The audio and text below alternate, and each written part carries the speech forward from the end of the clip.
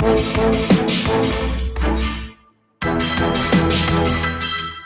evening, everyone. This is Financial Literacy 101. And for this evening cigar talk, if you notice, I've been doing quite a few more of them. Tonight's cigar is a HighClerk Castle Hecho en Mano. Okay? HighClerk Castle. There you go. A very, very mild cigar. Is a Robusto, for you guys who don't know, as well as you'll find this to be creamy, nutty, and cedar. Creamy, nutty, and cedar. And as a Robusto, as you can tell, light color leaf. Okay, light color leaf, but nonetheless, a very smooth and easy smoke. Okay, so we'll come back, light this thing up, and have a real discussion this evening.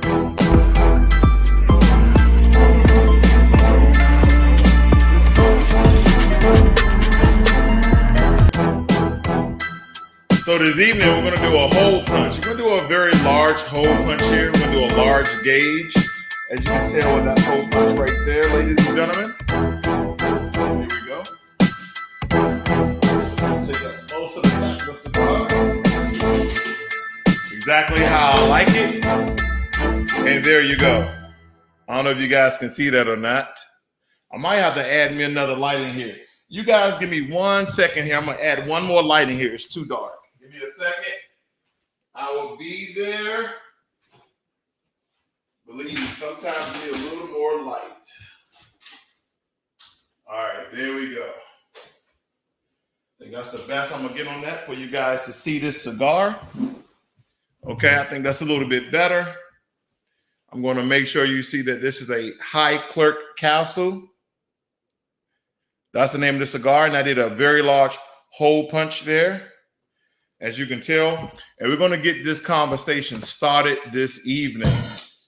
Okay, we're going to get it started this evening. Check the mic and make sure it sounds right, boys. There we go. So, how's everybody doing? If you celebrate the 4th, then happy 4th. And a lot of people always ask me, Ross, why don't you celebrate the 4th? And in the past couple of years, I've changed a lot of things that I actually think and do. And I thought about Black Americans and how 1776 on the 4th of July, the freedom for our slave owners occurred. Their independence from British rule or being Britishly colonized. But Black people were still in chains. Black Americans were still in chains. But I'll leave it like that. I'm gonna bring back old school on us. I love this torch here. First, I'm gonna burn the edges. You know how I do it. Quick round off. There we go. Pretty good even. And now I'm gonna toast the edge. Toasting. That's it. Ah, that smells good. I'm gonna light the head. Here we go.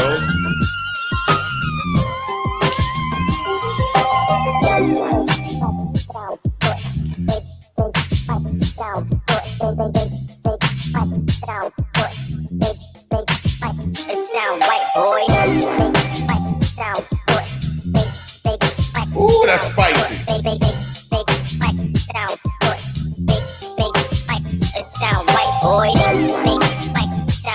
That's my YouTube IC, as you guys know. But with this particular cigar, it's smooth, but it was spicy in my mouth. It has a smooth to spice ending. Very drinking. I've never had this particular cigar before. This is the first time, so we're both enjoying it at the same time. And believe it or not, it's smooth, spicy. And again, this is the HighClerk. Okay, this is the HighClerk Castle. And it's a Robusto, very mild body, creamy, nutty, and cedar and spice at the end. So let's talk about it. Let's first and foremost talk about Rayful Edmond. Now, I'm from Washington, D.C., and so is Rayful Edmond. Now, Rayful Edmond is a former drug kingpin who had a peak net worth of $50 million. Okay, $50 million he was worth during the time he spent in incarceration or his apprehension. And it says a drug dealer, Rayful Edmond, is considered by many to be responsible for introducing crack cocaine to the Washington, D.C. area. He was arrested back in 1989 and sentenced to life in prison. Now, what some people may not understand about Rayful Edmond is that he accumulated all of that wealth probably in 9 years. So he became a millionaire probably in his early years. I don't know when he first started actually selling, but they say from 1980 to 1989, Rayful Edmond was, he accumulated so much wealth. He became on the FBI watch list probably 2 or 3 years after he had already been in the drug game. Now, if you guys are familiar with the show Snowfall, I forgot the name of that drug kingpin out there in the West Coast, but supposedly he is the one who introduced crack cocaine to the West Coast, okay? Now, I don't know what side started first. That's neither here nor there. But some people may be asking, well, why are you doing this on Rayful Edmonds? First and foremost, he was probably, unfortunately, in the illegal drug game, one of the largest entrepreneurs during that time. Okay, one of the largest entrepreneurs. And what people don't understand is that for a kingpin to be named a kingpin or a high-profile drug dealer worth millions of dollars, that's a lot of organization. That's about putting a lot of the right people in the right place. That is about structure. That is about levels of authority. When most people think about drug dealers, they just think about guys on a block just selling drugs. And then when people think about, especially in the Black community, that we never look at organized crime. We believe that our crime is not as organized. And I'm not glorifying organized crime. I don't believe in committing any crimes. Well, with this being said, when we're talking about organized crime, more people think about the Japanese mafia or the Italian mafia or some other countries' organized crime units. Well, before 2020, a lot of our drug dealers in the Black communities were very, very organized. Okay, I know you saw the movie American Gangster with Denzel Washington. Okay, so when we look at these movies about back then were considered icons and millionaires based upon the drug game. And the reason why I'm bringing this up, I'm telling you about business-minded people. Okay, even when you watch the show The Wire, there was layers to Wire, and there was layers to how Black American kingpins actually ran their things once they got organized. More people are thinking about the street level drug dealers. No. We're thinking about those executives, those lieutenants, those vice presidents. And so we're talking about Rayful Edmond. What's very important to understand about Rayful Edmond, he is going through a transformation where he's actually trying to get out of jail. Rayful Edmond is actually trying to get out of jail. Now, the thing about this is, if you guys are not familiar with Rayful Edmond, and I said before, when he got incarcerated, he was worth $50 million. Now, you're asking yourself, what is $50 million today in 2021 compared to 1980? The answer is $163 million. Okay. Now, when you look at this, $50 in 1980 is equivalent to the purchasing power of $163 a day. So essentially, if Rayful Edmonds were here today on the same trajectory, you would know that Rayful Edmond would be worth $163 million. Now, Rayful Edmond III, DC native, who prosecutors say ran the largest crack cocaine operation, okay? Not a bunch of street hustlers and people, no. Operation, okay, in DC. Now, it says here, on Tuesday, this was back in February, he became closer to reducing his sentence on a judge's decision. It says that the district judge, Emmett G. Sullivan, reduced Edmond's prison sentence of life without parole to 20 years. Okay, he's already served 30 years in prison. Okay, and they go on to say all these things about Rayful Edmond because he still has a pending charge in Pennsylvania where he was dealing drugs out of Pennsylvania. Say, hey, look, he also has a 30-year sentence pending in Pennsylvania for dealing drugs out of a federal prison. So even though his sentence has been reduced, he still has to serve time probably in Pennsylvania, okay? So that's the things when you look about Rayful Edmond. And what I'm basically trying to tell you is,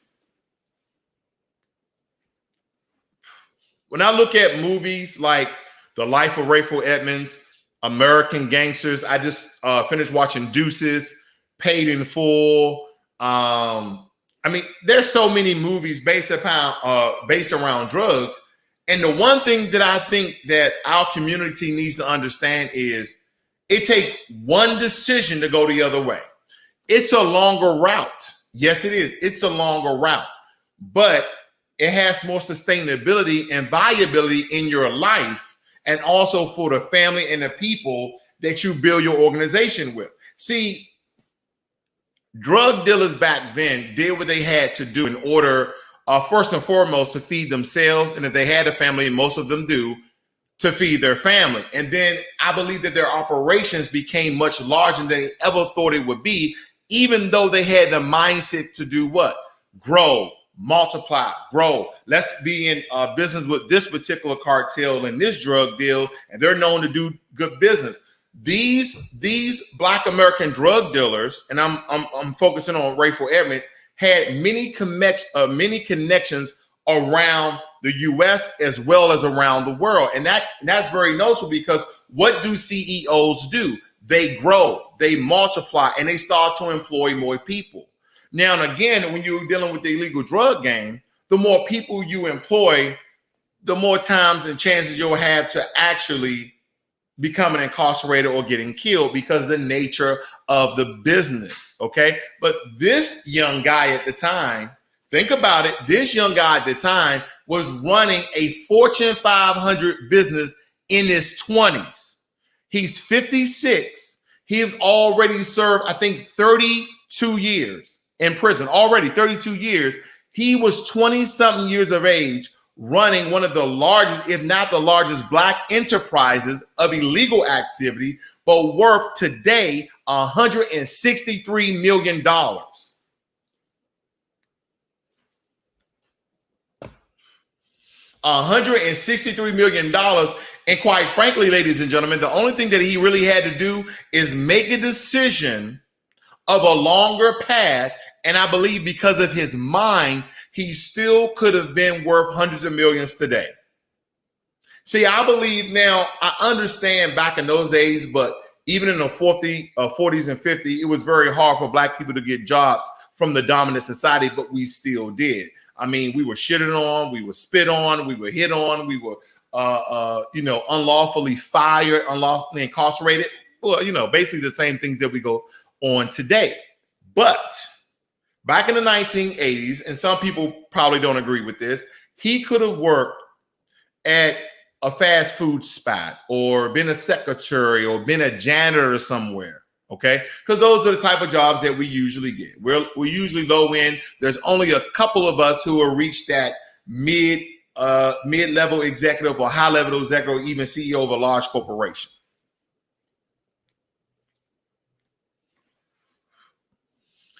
With his money from being a janitor, maintenance man, whatever it may be, or he could have been a teacher, he could have used that money and saved that money, invest that money to multiply that money over the course of time to build his own business and enterprise. See, what people don't understand is that every time we look at a drug dealer, we think bad, but I always look at the full 360 picture of any situation because it's a learning opportunity, ladies and gentlemen. It's a learning opportunity.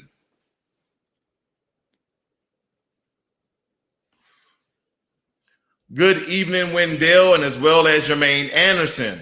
I see we got the Black Post in here tonight. All is good. Listen, when you think about the drug enterprises, automatically you think they're selling poison to our people, and they did. Now, I hate to say this, but I also compare a drug operation as successful as Rayful Edmond's to politics.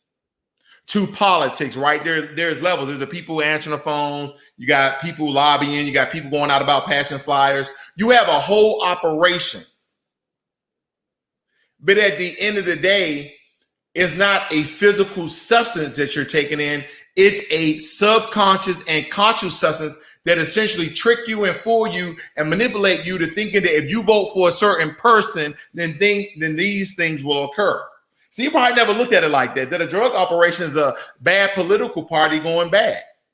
Because both of them are going to essentially destroy you, especially if you're highly melanated.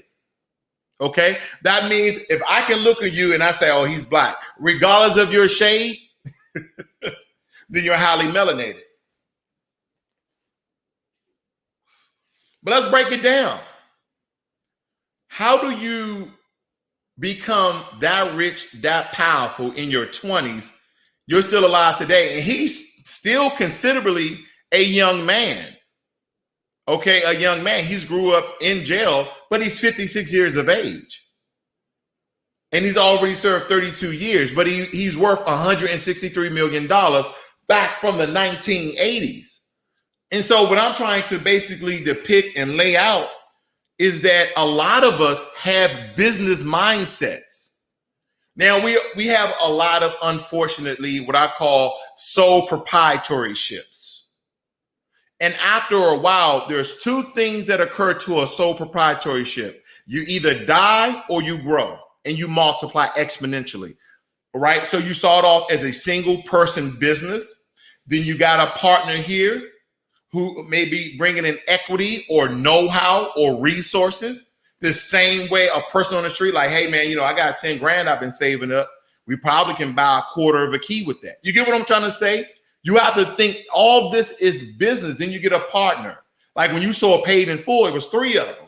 They all had their unique skills and ability. One was a thinker and businessman. One handled all of the side deals, but stayed very calm. Then you had that warrior. You had that soldier who had to just handle things.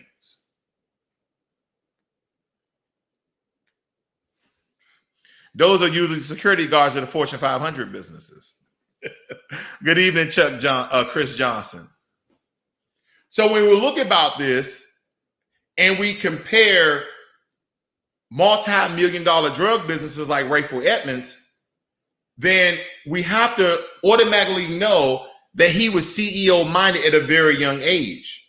Because you don't grow, multiply, and survive and live as long as he did with that much money if there wasn't layers to what he was doing. I'm pretty sure he didn't live in the same neighborhood he was selling that. I'm pretty sure nobody knew where he lived, or maybe one person who he can trust, like literally trust. And that's a hard thing. Look, corporate America and drug operations are the same. You have cutthroat people. The difference between the two is one, you lose your life. The other one, you may lose a job or be involved in fraudulent activity and get incarcerated. That can happen in the drug game too. But these drug dealers, right? When you start off a sole proprietorship, and those are your low-level drug dealers, you start off a low-level drug dealer, or you may come under somebody. Now, if you want to multiply, okay, exponentially, where you want to be the owner, listen, where you want to be the owner, there's only 2 paths to being the owner of a large corporation. There's only 2 paths. I mean, I'm going to dumb it down to 2 paths. Let me just say that. One is you rise up through the business. The person either one of these are synonymous. They either hand you the business because they trust you. They took their millions of dollars and they want to leave drugs alone, right? They made their money, just wanted to be rich and not work anymore. They either hand it to you or sell it to you. That's one with a 2-part answer. They either hand it to you or sell it to you, right? Or you take it from them. Okay? So that's why a guru or mastermind kingpin like Rayful Edmond probably started his own organization. And again, if you really saw the life of Rayful Edmond, he was a very intelligent man. I still believe he is today. But it was one decision that he made that changed the path of what he became. He chose the path of illegal versus legal. I still think Rayful Edmond, if he would have went the straight route, it took him a little bit longer than what it did, but he'd still be 100 millionaire today, because there's a lot of our people that are business minded, never went to college, never went to school, never had higher learning. Okay. And I'm not saying he did or he didn't, but the point I'm making is they already have a mind for business, growth, putting the right people in the right places. See, that's the most important thing about businesses. That's why businesses have your resume. That's why business wants your certifications and licensing, because they want to put the right people in the right place to do what? Grow the business. They also do what a lot of these illegal drug operations do.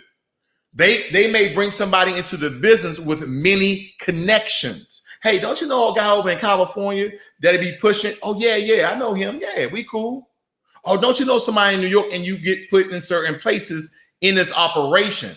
See, the CEO who's building a multi-million, billion-dollar business from the ground up, he already knows I need the right people in the right places that will stay and who are what? Loyal and faithful to the business.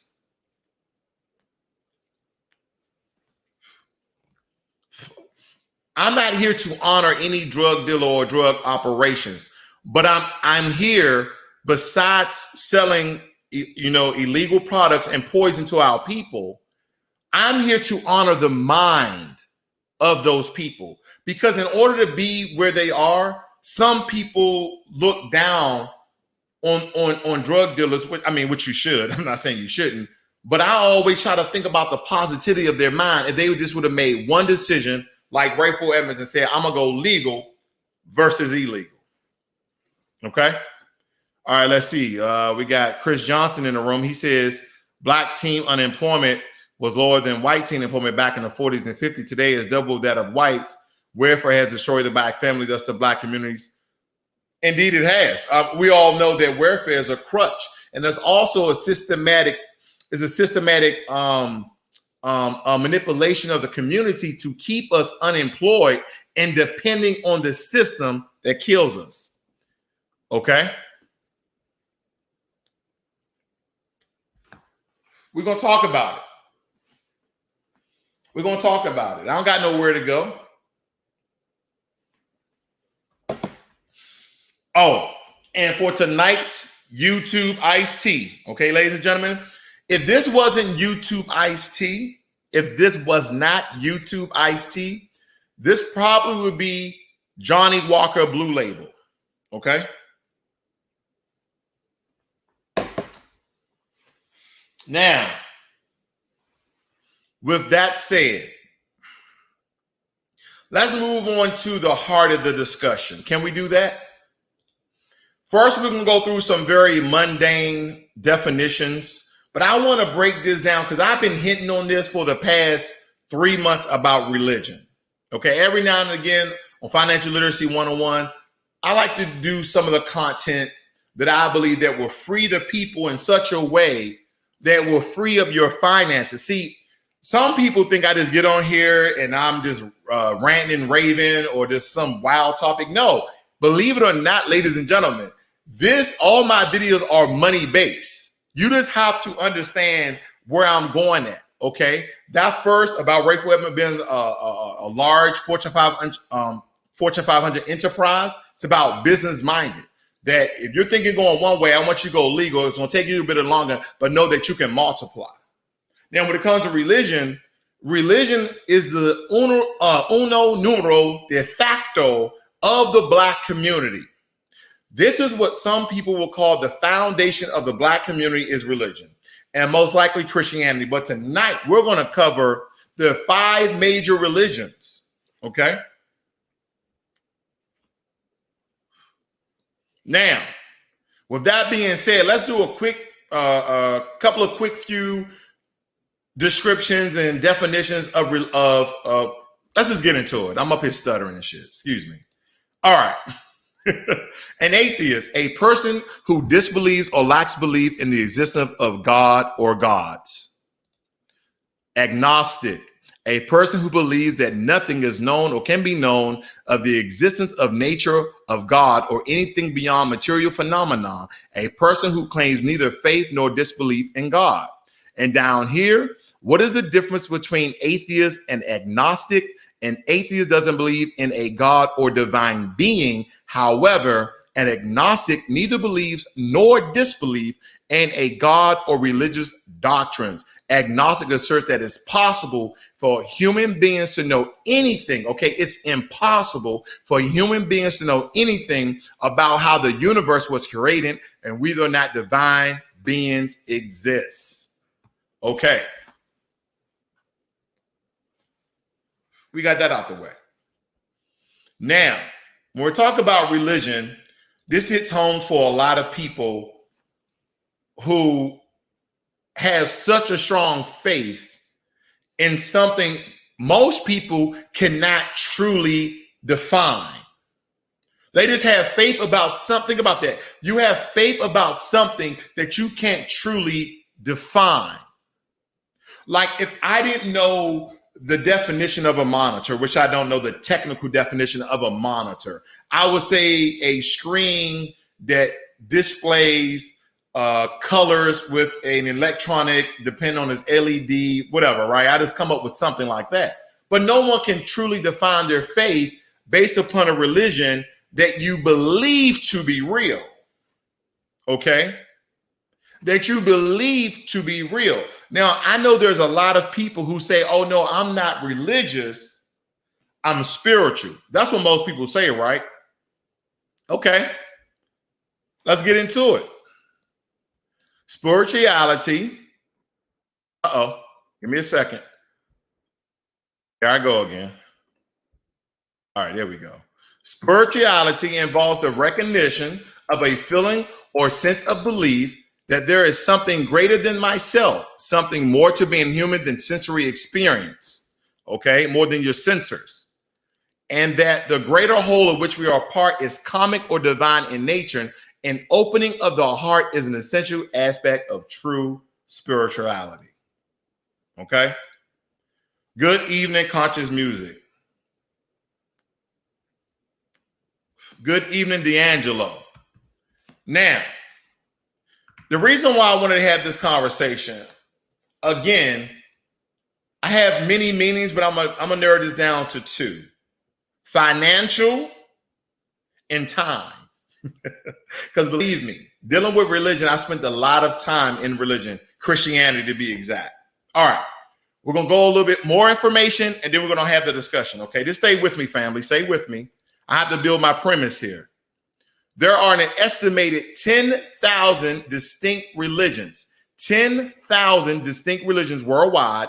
About 84% of the world's population is affiliated with Christianity, Islam, Hinduism, Buddhism, and also Judaism. Let's scroll down.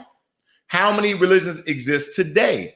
Now, according to some estimates, there are roughly 4,200 religions, churches, denominations, religious bodies, faith groups, tribes, cultures, movements, ultimate concerns, which at some point in the future will be countless, okay? Countless. And what are those 5 major religions we're going to talk about today? We're going to talk about when it comes to the percent of the world's population, Christianity at 31.5%, Islam 23.2%, Hindu 15%, Buddhism 7.1%, Judaism 0.2%. Then you have your other ones, okay? So this is what we're going to cover tonight. And I'm not trying to step on anybody's religion, anybody's toes, but we need to have an open discussion about this because religion does a lot of things. But in my opinion, for me, in my own perspective, it takes money and time away from you, which in retrospect, time equals money and money equals time. More times than not, the amount of time you put in something will multiply your money.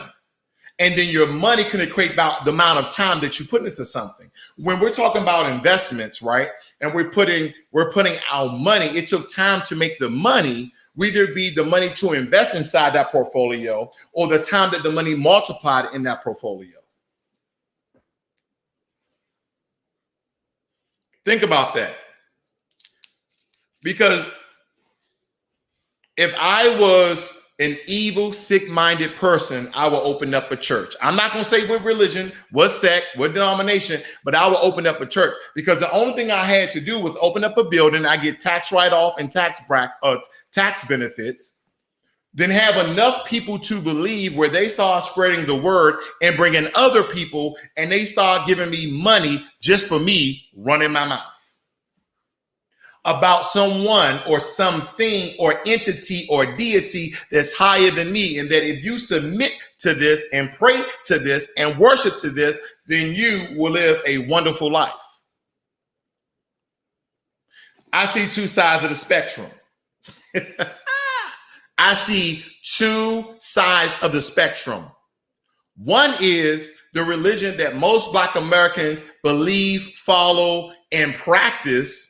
Either you consider yourself, oh, I'm spiritual, but you're still speaking on Christianity things, okay, and still reverberating Christianity statements and chapters and verses. Then this is applicable and applies to you. Think about that. If I started my own church. Now, the one thing that we always misunderstand, we misconstrue, we misdirect is the origin of religions and the religion that you serve. Now, and again, we're only going to be covering the 5 major religions. Okay, the 5 major religions are what statistically more people are a part of than the other 4,195. Today, we'll be discussing a little bit about Christianity, Islam, Hindu, Buddhism, and Judaism. But of course, we're going to focus on Christianity more so than that, because just like the largest one, the superstar, that's the one you focus on. I'm glad Bill Cosby is free, FYI. Now, with that being said, I know you guys ready for this. I know I'm not going to have too many viewers tonight, but that's okay. I know a lot of you are going to rock with me. My buddy Wendell, my buddy D'Angelo may be in and out tonight. Conscious Music, Chris Johnson, Jermaine Anderson. We might get some people on a little bit later. But let's get into the heart of the discussion. Christianity in Africa arrived in Egypt. Christianity in Africa arrived in Egypt in the middle of the 1st century, but by the end of the 2nd century, it had reached the region and around Carthage. 1st century is when Christianity reached Egypt, which in turn was Kemet, which in turn we might as well just call Africa. What was the religions in Africa prior to Christianity, prior to Islam? No one ever talks about the origin, right? Because think about it like this, family. If some of us melanated people originated either from North America and or Africa, eventually all of us started off in Africa and then we went our own way. We went out to explore. So let's just focus on Africa. When you think about that, the origin of Christianity coming from Europe down to Egypt, then it spread across the continent. Question is, why are so many Africans, why are so many Black Americans, why so many European Blacks are worshiping a European religion? Why are they following a European religion? One of the first Bibles are King James, is it not? And when we talk about Islam, most people give birth to Islam to Saudi Arabia, the Middle East. Okay? So when we think about these, none of these religions I just named, none of the 5 major religions I just named has no history before the 1st century in Africa. But in African history, what you'll learn is that Africans worship and serve many gods, many deities. Okay? So that's the one thing that we need to understand. Now, when we're looking at this, one of the African gods, okay, was a god called Bumba. And it says that Bumba is an African creator god, specifically noted in the Democratic Republic of the Congo, who had an intense need for company. He was lonely. He also was lonely and unwell until he vomited and created the universe and everything in it. First came the sun, the moon, and the stars, and then the planets. Why don't we believe that?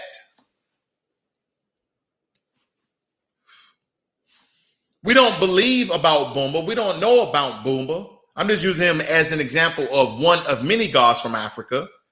The reason why we don't follow, we don't believe, is because you don't have access nor information to gods like that.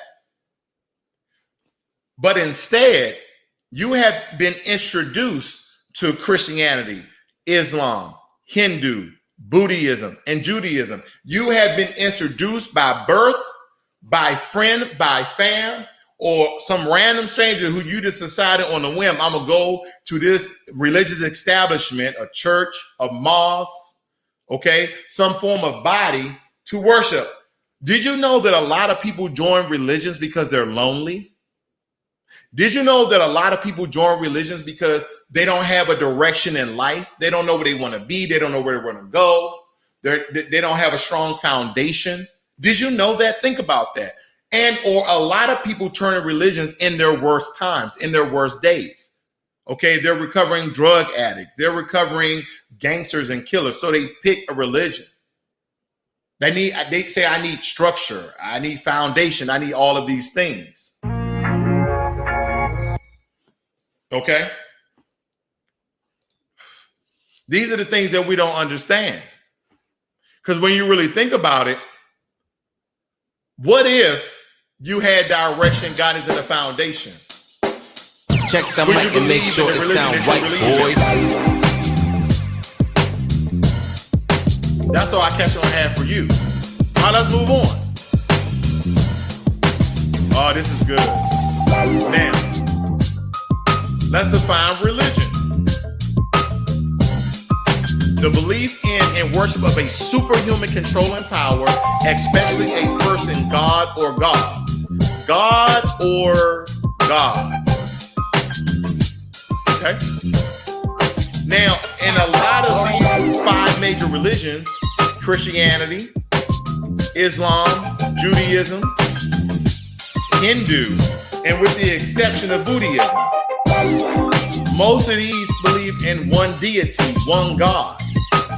Now, prior to that in Africa, you can do your research, that they had many gods, many gods of nature. They believed there was a God for wind and rain and fire.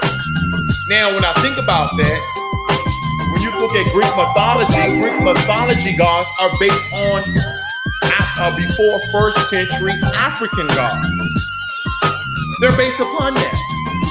When you talk about Ra, the sun god, and then you have Zeus, the god of lightning, who was the god of gods, but everybody else was a god. And how did Greek mythology gods get their power? Can anyone tell me how did Greek mythology gods get their god? They got their god, how they got their power. They got their power by people worshiping them.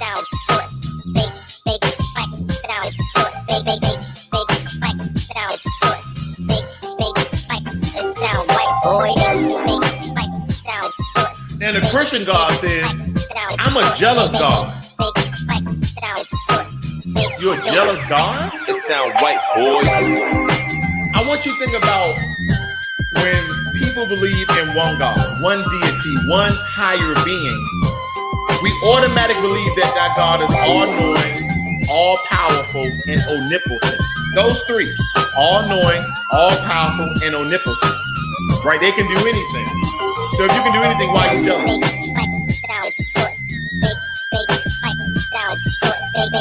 Think about it like this. If one of these gods came to earth and showed and veiled their power, would anybody else follow another god? No, you would not. Sound right, why boy. do people supposedly, when it comes to those countries and their faith and their religions, why do people and outside of that culture, what other people believe, they serve false gods or false idols? Why do they do that? That is because that God, whether it be Judaism, Buddhism, okay, Hindi, Christianity, and Islam, that God never displayed and showed their power in a way that people can see it. And in order for you to believe this, the one thing that we have to do is put a blanket over it, or put a disclaimer in it, or put something that no one can dispute, no one can refute. You can't discard it, you can't refute it, you can't contradict it. Is faith. Is faith.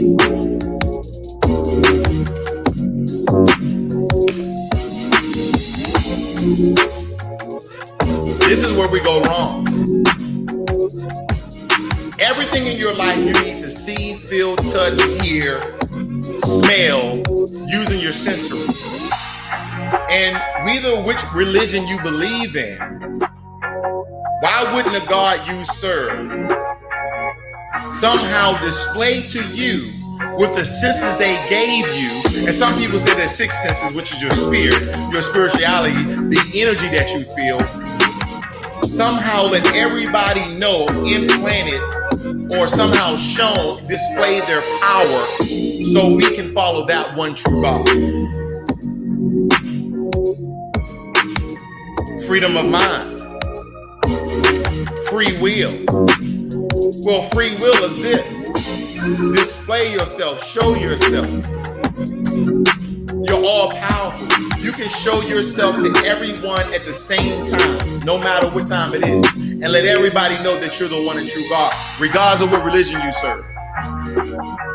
But when we throw in faith, you don't need to see anything. You don't need to hear anything. You just need to believe. See, just like anything else, when someone's teaching you, how do most people learn? They learn about 2 or 3 ways, right? You learn by lecture. You learn by video and reading, and you learn by testing. So when you think about religion, they lecture you in the form of a speech, in the form of a motivational speech about that God that they're referring to. Sometimes they show videos like movies, and then you have some form of Bible study or Quran study, where they test you out to see how much you know about the God they want you to know.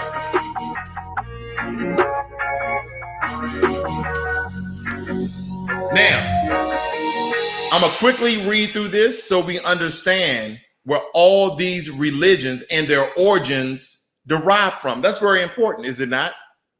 Because here you are serving a God, and no matter your race, ethnic, creed, whatever, but especially if you're melanated, especially are you Nubian, especially you are highly melanated, you may want to know out of these 5 major religions that one of you may or may not serve. Especially in our community, we know that Christianity is the number 1, but Christianity is the number 1 religion around the world when it comes to percentages. Again, I showed you that 31.5% in the world are Christians, while 23.2% are Muslim, or they're under the fall of Islam. So, with that being said, let's look at a little bit about each religion. Okay, we're going to learn something here tonight, family. I think it's very important that we learn. Because here's the thing, you are spending time and money and time, and you may not either be following your true religion, your true God within your spirit, or you may just figure out that, hey, I don't know if any of this is real. See, people used to ask me, especially when I stopped going to church, they said, are you atheist now? I said, no. They say, are you agnostic? I say, really, I don't relate to any of those. What I know that there is a God, there is gods, there is energy, there is power, there is something greater than me.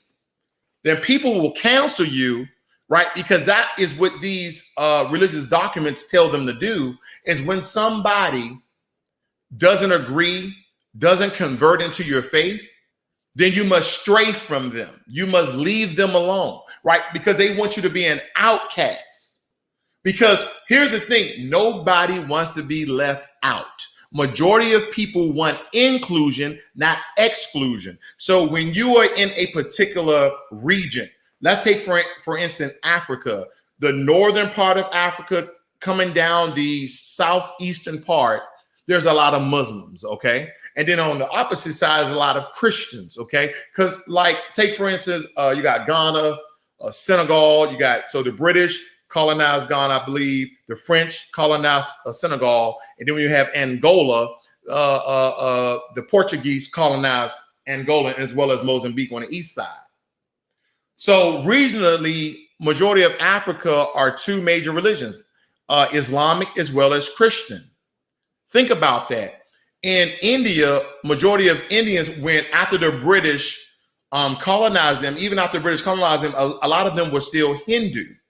When you go over to China, a lot of them are Buddhist and or Christian. Okay, and then you have Israel and countries that surrounding Israel mostly are related to and connected to Judaism. And that's where you get the word Jew from, okay?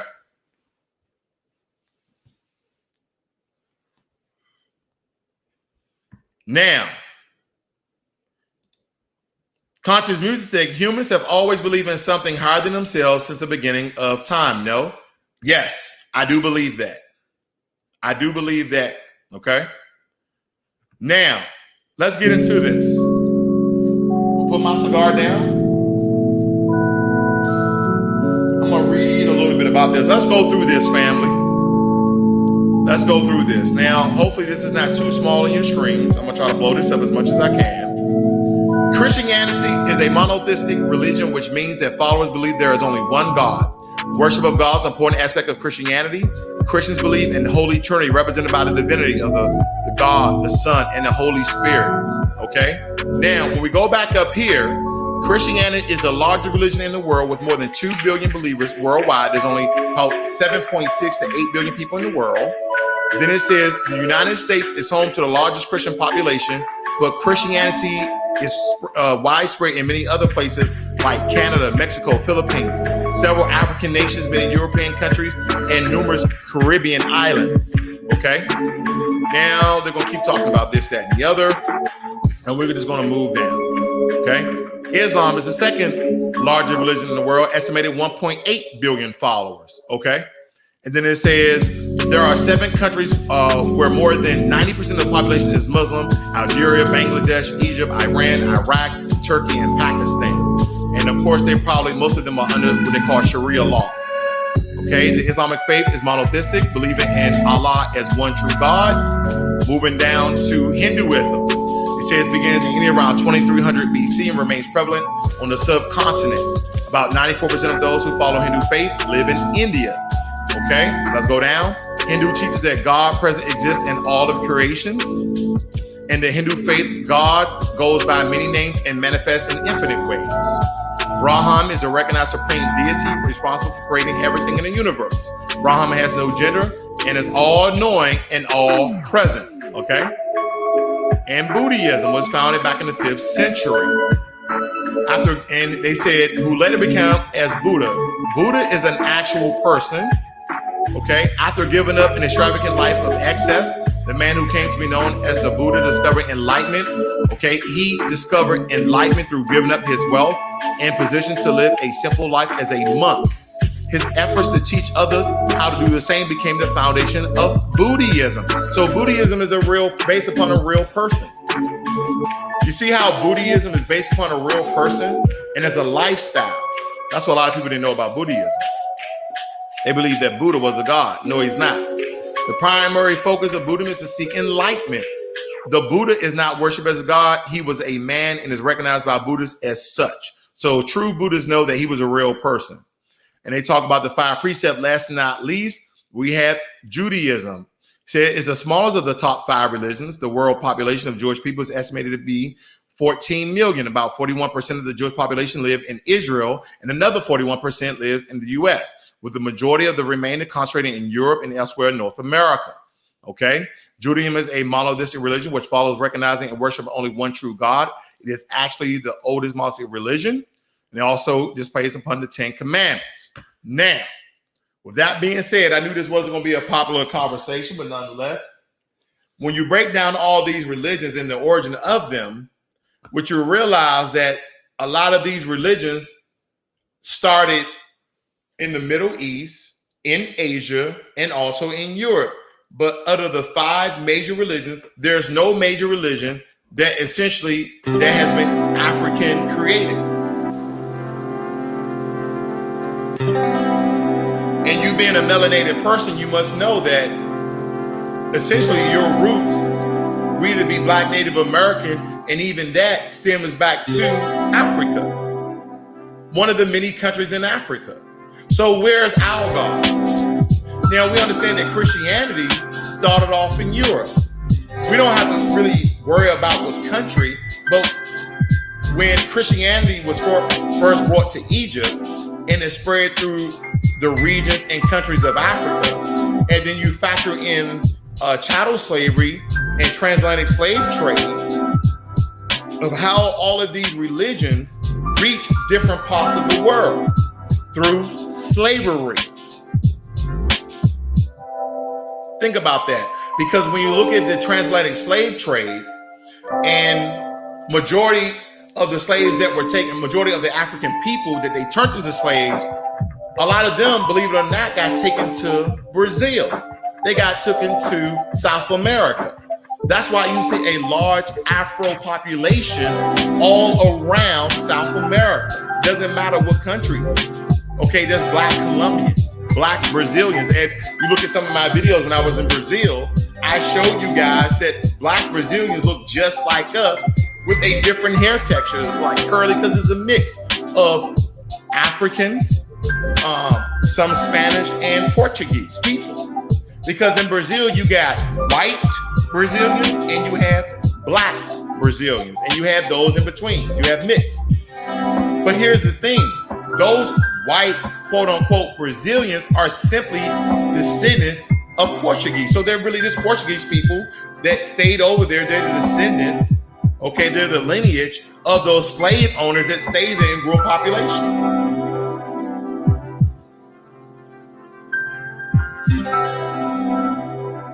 Good evening, Notorious. He said, I heard back in the day of Africans had spirituality and not religion, but now the world says juju voodoo is bad. I agree.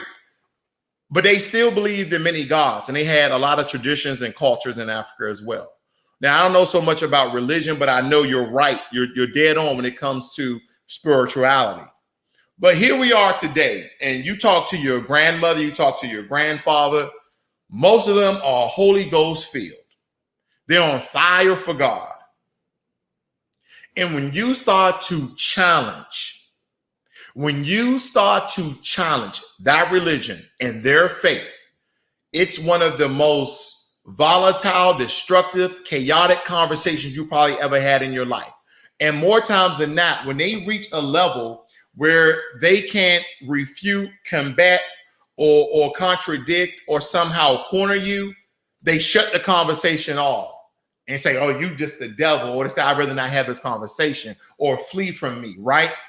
Because again, we need to understand that religions are inclusive, and if you don't believe in that particular religion in that particular region, then they try to be exclusive.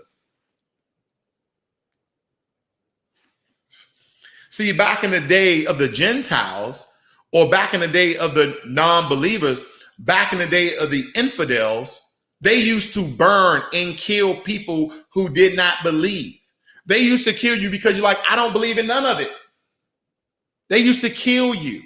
We as a Black American community or Black community around the world, majority of us, whether you be in Europe, South America, North America, in Africa, and the Caribbean, we mostly believe in Christianity, and it's based upon the slave trade.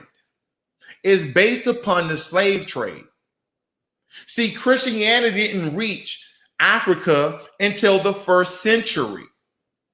Prior to that, we worship a lot of spirits and a lot of deities and a lot of gods. But when those white explorers, when those white supremacists, when those white extremists, and some of them came in the form of missionaries, somehow convinced us that the God we serve were fake, was false, was jungle God, was not real, and that we should take on this new structured and standardized way of believing in one true God and one religion. And with that being said, we're going to build structures as houses of worship so you can come and get fed the word of that God, whether it be a church of God, a mosque, etc. You come there and you get fed the knowledge of God, and make sure you leave a deposit. And if you don't have money, we need you to clean the church. We need you to till the land. We need you to pull the weeds. We need you to open and close. We need your time and or your money. See, back in Europe, the Pope, before the Catholic Church somewhat separated from the Protestants, they had a lot of power. The king had to go to the Pope for his blessings. And more so, he had to go to the Pope to see if he was going to go to war or not and get the blessing from the Pope. But the Pope, if you read about all these different popes, they had special interest either for Spain, Portugal, France, and England to go to war or not with each other. See, if you notice, I didn't name countries like Scotland or Wales or Ireland, because a lot of them, they follow religion of being Vikings. See, Vikings are not a people. Vikings are an action. They're a verb. Let's go Viking. Let's go Viking. And it was considered Vikings. The Danish.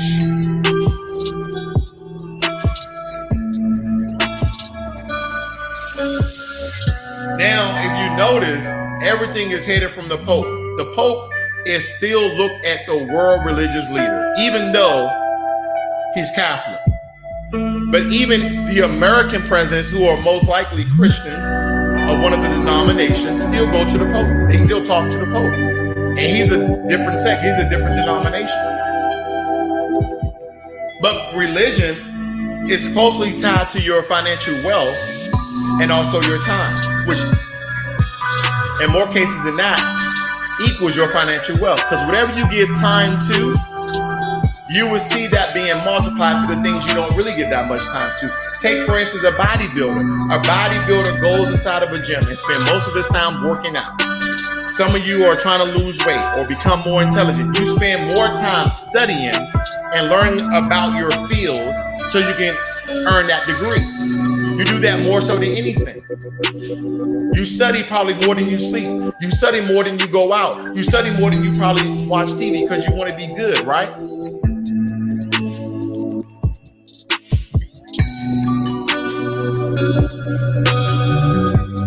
This is about the dominant society and most likely the Western world, because they figured out a way after they made really minuscule battles, but they were very influential. Because the history of the Europeans is about conquering. It's not about partnerships. It's not about partnerships. It's about conquering. They have a history of conquering people. See, medieval times, exactly what that was. During those medieval times, all of Europe was at war with each other. And they used to partner with another neighboring country only to go war with another neighboring country. And once they conquered that neighboring country, they used to go back and conquer the neighboring country that was friends of them when they went to battle. This is all about power and money. See, you can't be powerful if you don't have money in the Western world. You can be influential, right? Some people are like, he is so influential. Let's take, for instance, Malcolm X. Malcolm X was never considered rich. Let's consider Martin Luther King. They were never considered rich, but they were very, very influential, which turned into them being very powerful. Okay? There's only two ways of power: money and influence. Money and influence. How can you be either if you're so easily influenced by your religion or, quote unquote, your spirituality? And how can you be powerful or influential if you're giving all your money away? Am I telling you to stop going to church? Am I telling you to stop praying 5 times a day towards the sun? Am I telling you that? Or the moon, rather? No, I'm not. I'm just here to make you think. I want you to think about it. After this small little breakdown of the history and where these 5 major religions derive from, even though there's 10,000, but most likely they can distill down to 4,200 religions, but there's only 5 that reign supreme. And out of those 5, there's one uno numero, which is Christianity, and majority of the Black population around the world believe in that. And we never, ever define the origin. We never, ever define why do we spend time, why do we spend money going to these churches, worshiping these churches, being part of these churches, spending most of our time at these churches. And as I told you in the last Cigar talk, that churches, regardless of what religion, they're ran like Fortune 500 business, and they have the benefit of their governments. They take all of their profits and they still file taxes and get tax returns. I want you to really think about that. I really want you to think about that. Now, let's see here. Notorious says Christianity has like 7 books, but Islam has 1. Notice the Quran has never been tampered with.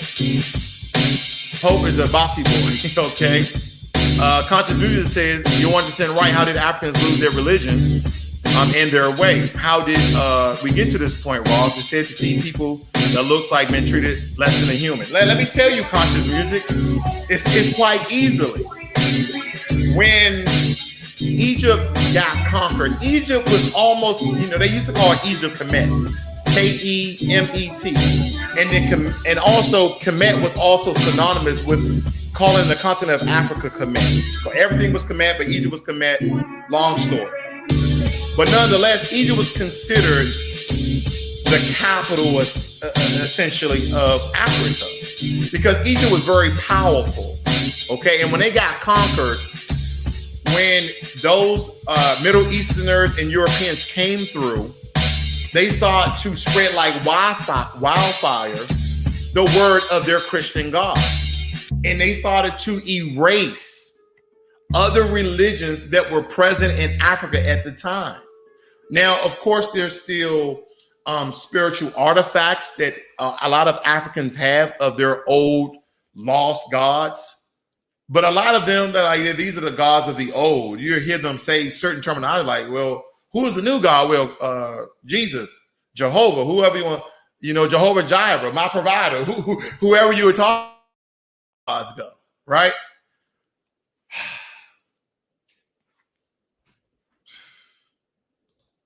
When we look at this, family, I just want you guys to think about the origin of all these religions. Because we have Black Buddhists, okay? When we're thinking about all these religions, whether it be Christianity, Islam, Buddhism, Judaism, and Hindi, Buddhism is the one religion out of the 5 major ones that say, hey, listen, Buddha is an actual person who set out on a path of righteousness and enlightenment. He gave away all his wealth. Buddha was a very rich man. And all Buddhists will tell you this. But he gave up all of that to live a level of enlightenment through meditation and living with the most minuscule things of life. And even real Buddhists know that Buddha was not a god. The only thing Buddha left was the Buddha teachings. But Buddha walked the earth, and all Buddhists, true Buddhists will tell you that. And that they're seeking a level of enlightenment, of peace and tranquility, where Christianity and Islam talk about one true God, and you have to pray constantly and read the word.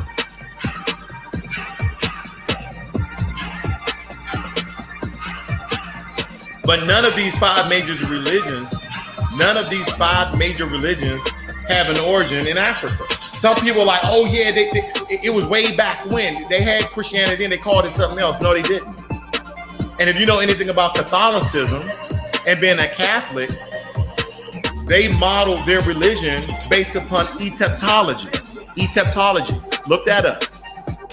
They based their structure, their priests, their bishops, and all of these other, what they call those guys? I forgot what they call them. Cardinals, based upon Egyptology. And so someone say, oh, Christianity is a rebirth, is a remake of a religion that stemmed from Africa. No, it isn't.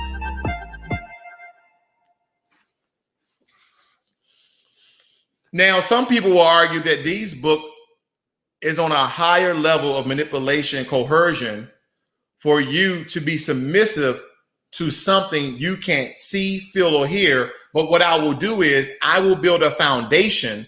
I will build a structure and a base. So when good things occur in your life, when great things occur in your life, is by the God that you serve, that you was born into, that you repeatedly prayed and worshiped and read about.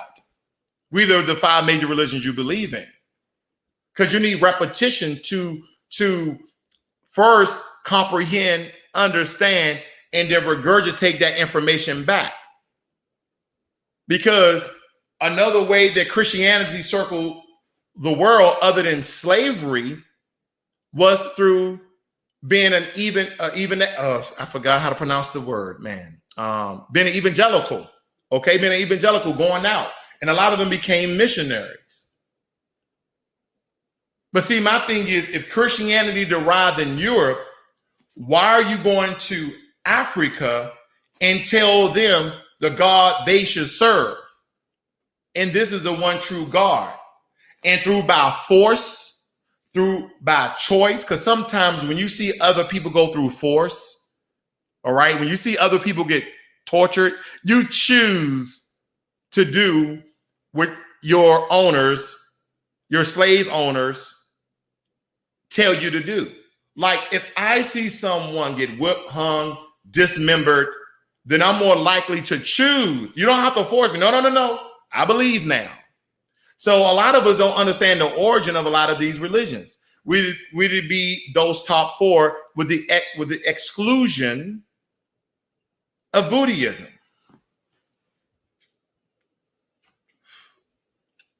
Why would I damn you to condemnation? Why would I tell you if you don't believe in this, then you'll go to hell? Well, what is hell? Oh, it's an evil place where demons will torment you and torture you for all eternity. Whoa, wait a minute. Do you believe that you have a spirit, a life, or an energy within you? Yeah, I'm a living, breathing creature. I believe I have energy. Then that energy, once your physical body dies, if you don't believe in this one true God, you're going to go to the 6 levels of hell. If you ever read Dante's Inferno, you're going to go to one of the 6 or 7 layers of hell, whatever religion, with the exception of Buddhism. Ponder on that for a minute. I want you to really ponder on that. As a matter of fact, pontificate on that. Because when you really think about how deep is that, and then once you spread that virus, your religion, it spreads like a disease. Because through torture and force, you set the groundwork and you spread that across the entire world where your religion reigns supreme, where the majority of people on earth are non-white. 90% of the people on earth are non-white. Other people have some form of melanin. But how did a religion that was essentially created back in 325 AD with the Council of Nicaea, where Catholics, Protestants, all form of the Christian sect got together to create the Holy Bible.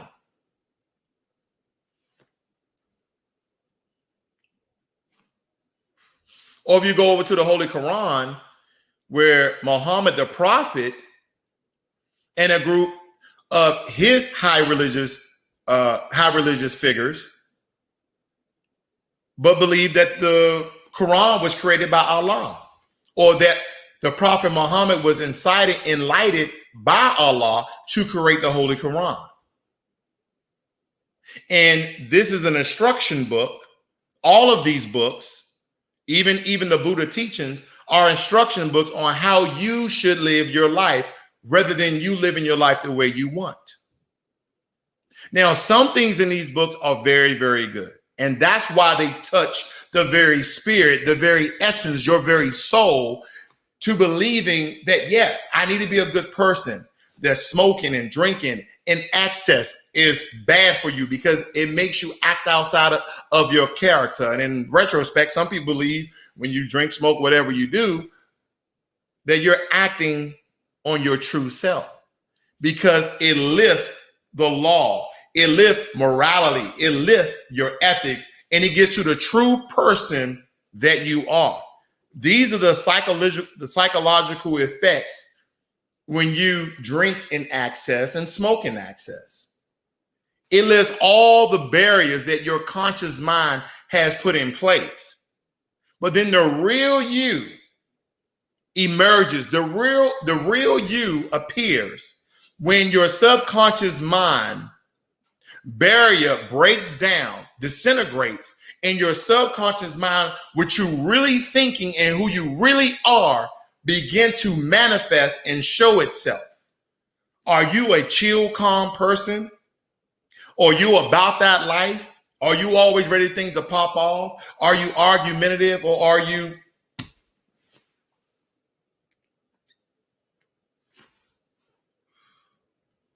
think about that?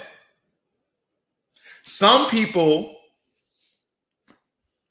will drink an adult beverage to relax and be calm. Some people will smoke something to be relaxed and calm, while other people drink and smoke something to turn up. Now, besides a lot of the good stuff there in these religious documents, the one thing that is in the subconscious backing and belief and definition of these books is that regardless on how you live your life, if you believe in these words and follow these teachings, your spirit, your energy will ascend to some form of heaven. So everybody wants to live forever. Did you know that? Nobody truly wants to die. Because some people will say we're just energy and we connect off each other's vibes. Some people will like say personalities, but it's your energy, correct? So knowing that you have an energy about you, you're like, where does that energy go once you die? Because we understand that energy can never be destroyed. It only transfers. How do we know that? We know that by science. But when we look at these things, people don't think about this.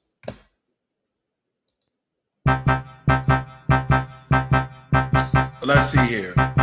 Conscious Music says, should people still believe in religion?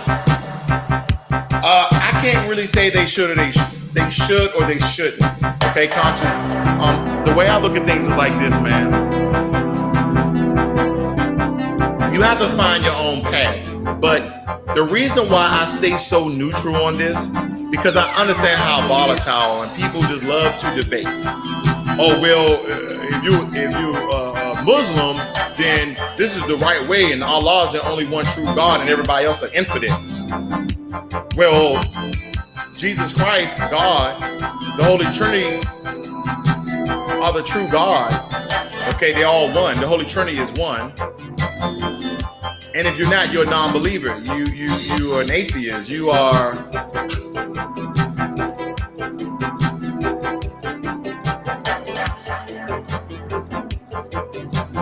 Why is this important? Time and money. And see, that's the one thing you can't tell people. It's not all about money. It's not all about time.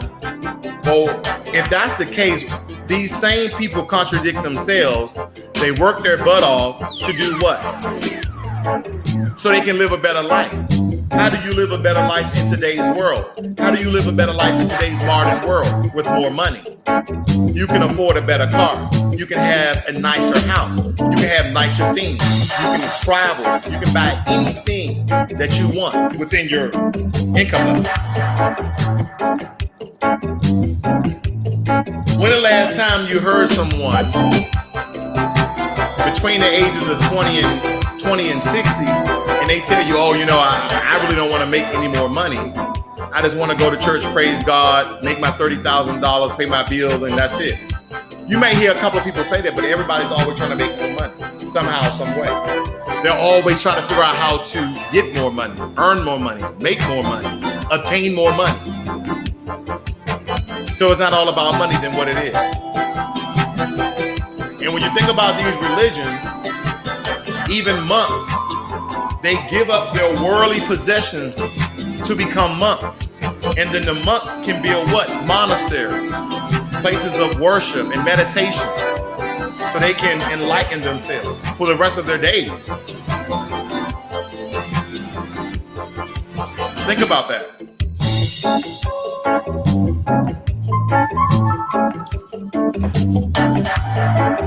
So the question is, what religion do you follow? And if you consider yourself a spiritual person, what is your spirituality based upon? More times than not, when people say, oh, no, I'm not religious, I'm spiritual. But then you start talking about Jesus Christ. You start talking about Allah. You start talking about God. Then what occurs?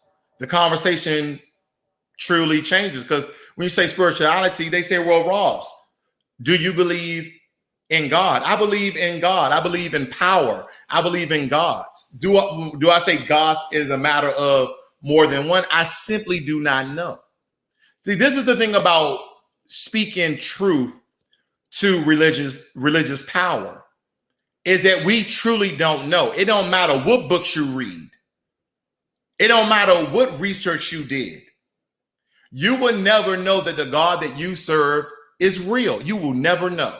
Oh, I know he's real because he has done this. And I believe that through faith. How did you get that faith? Where did your journey begin? Well, you know, man, I used to be on the block. I sold drugs. I did this. I did all these heinous things. Then I gave my life to Christ. I gave my life to Allah. I started practicing the Buddha teachings. I gave my life to Judaism and Hindi. And when did God change your life? God changed your life when you started to read and believe that word. But what it also do in the backdrop, once it had your belief, once it had your faith, it started to extract money and time from your pocket and from your life. Am I saying religions are evil? No. But some of those same religions that we follow and believe in had evil origins. Think about that. A lot of the religions that exist today, especially the 5 major religions, origin is evilness, because it came through the way of conquering a people or people. Not all of them, some of them. And I don't want to depict which ones, but you know, as this is mostly geared towards Christianity. I want you to really just give it a thought for a second. Why do I need to convince you that the God that I serve is the one true God? And if you give your life to him, that you will be saved and elevated to a higher plane once your physical body is done. But why would I do that? And through these religious documents, why there are so many contradictions? That's because it's not the infallible word of the religion and God that you serve. It's the fallible word of the men who wrote it. That's why it's contradictions. But this is the only book, this is the only religious document that you have to go by. More times than not, you were born into this religion. More times than not, you got this religion when you was at your lowest or when you was in a tough place. You either found it or it founded you by some form of fashion. You heard about the Christians over there doing well once they believe. You heard about the Muslims over there once they believe. But when you look at the time and money and the origin of most of these religions and the evilness that came from it, the way that these religions has spread was through conquering another nation and or colonizing, which in turn is the same thing. Because see, Europeans were very smart about how they went to spread Christianity. They spread Christianity through colonization, not annihilation. See, they didn't want to go in and destroy every structure, every building, and kill all of the people on the continent of Africa. No, they didn't want to do that. They didn't want to annihilate them. They conquered them. They colonized them. Because now that I colonize you, you listen to me. You follow me. I create the laws. And now what we want you to do, now that we've conquered you and we colonize you, we're going to give you the most low-level form of jobs. You guys are no longer lawyers. You're no longer doctors. You're no longer part of your own government. But what we will do, we want you to mine diamonds and gold, jewels and rubies, sapphires and gems. And we're going to transfer that wealth from your country in Africa to the many countries in Europe. To this day, when you look at countries like Spain, France, England, Belgium, Germany, you see large structures of wealth.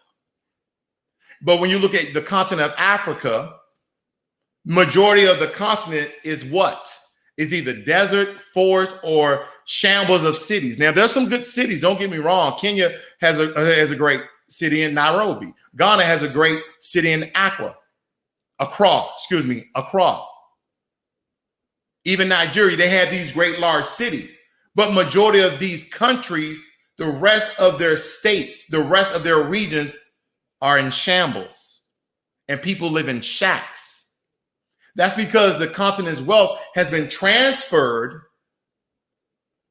back to their homeland. See, people never break this down to where in the end of things, it all derives in one. Money, stinking, beautiful, evil, great goodness of money. See, money is neither good or evil. It's how you use it, right? People will say that guns are bad. Well, guns are already created. If someone are killing people and you use your gun to kill that person who are killing people, you using that gun was either good or bad. You get what I'm trying to say, right? So when you really break this thing down and you really put the things that I compartmentalize and as I deconstruct this and you place them back together in this perfect puzzle, you will understand that the religion you serve, one, derived from evil, two, from conquering and colonizing, three, all in the journey of obtaining wealth, land, and money. Because land is wealth. Why do you think there's many of Europeans that go to Africa? Why do you think there's many Asian people that go to Africa and try to steal, trick, and buy out the land? Because of the many resources that land has. Or even if your land doesn't have resources under the soil, you can still build structures on that land and still make it valuable. You can make vacations. You can make rental homes. Doesn't matter. But this is what we're not understanding about religion.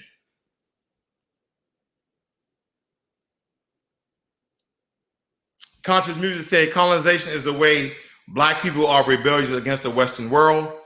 And then he also says some of us came here as refugees after they destroyed our country. Now we learn to survive in America. Indeed. See, the religious talk, it's either one or two ways when I do these talks. One, I get a lot of people viewing it. Two, I have very few viewers. And I understand when you start to really deconstruct religion, if people listen to me, they will be like, first, they will want to know what religion I am, if any. Then two, if I don't subscribe to what they subscribe to, they turn the video off. But some people may find this intriguing enough if they listen to it and really break down what I've already broken down. They probably would say, well, you know what? That's a really good point. And once someone puts a thought in your head, doesn't that thought linger on? Then you're like, well, you know, I believe, well, when he, you know, if you can't really refute what I'm saying. See, what people do is they go back to their books, you know, because we need a reference. We need a reference, right? We need to prove somebody wrong through research, through reading, through evidence, through statistics, through data, right? Through some form of experiment, proving a theory. But when you extrapolate that, people don't know where to go. They're lost. So listen to me.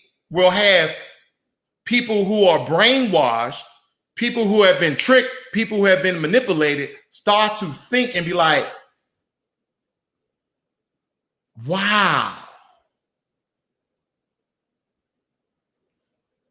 Because here's the thing. If religion take away your thinking, and that's the only thing that you're thinking, you're already fooled. You're already fooled. Ladies and gentlemen, I got a couple of more things to show you. We're going to end this. The religion of ancient Egypt lasted for more than 3,000 years and was polytheistic, meaning there were a multitude of deities. There was a multitude, a lot of gods who were believed to reside within and control the forces of nature. There were many deities and gods in Africa prior to the Europeans bringing over Christianity, prior to the Middle Easterners, the Arabs bringing over Islam to the continent of Africa. Many. So I want to have you guys to pontificate on that. You guys have a really good evening. And last but not least, for those who missed the beginning, the reason why I no longer celebrate the 4th of July here in these United States of white supremacy is because I understand that during 1776 on the 4th of July, that my ancestors were still in shackles, in bondage, and that they were not free. And that we are essentially celebrating the slave masters and the dominant society's independence from British rule and the fact of British colonization. You guys have a great evening. We're going to ride out. Boomba, the African creator of God. Who knows? Let's rock out, family.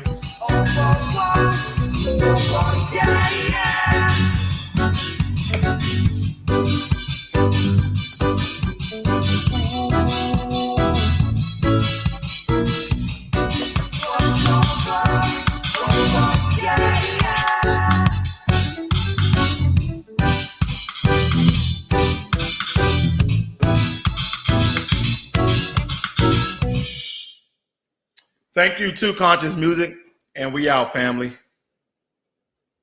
Peace.